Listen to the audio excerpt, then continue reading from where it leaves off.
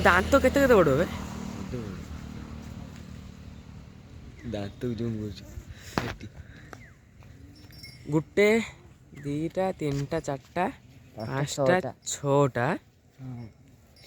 କେତେ ଦିନ ରହିଲେଣି ଏଠି? କାଲି ବେଳ ଆଜି ରାତିରେ କଟେଇଛନ୍ତି ଆଉ ପଳେଇଯିବ ବୋଧେ ଆଜି। ଏଟା କେମିତି ଡିଜାଇନ୍ କରୁଛନ୍ତି? ହଁ ଡିଜାଇନ୍ କରୁଛନ୍ତି। ଏଇଟା ତମର ଯିବେ କି ଟିକେ ମାନେ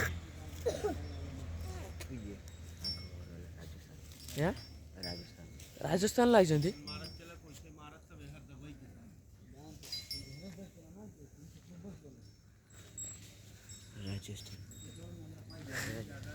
ତାଙ୍କର ଉଠ ମୁଣ୍ଡ ଉପରୁ ଟିକେ ଖାଉଛି ଗଛ।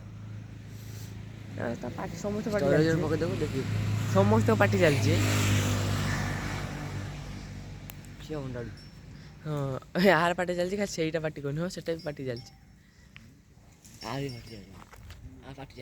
ଚାଲିଛି ଥରେ ଥରେ।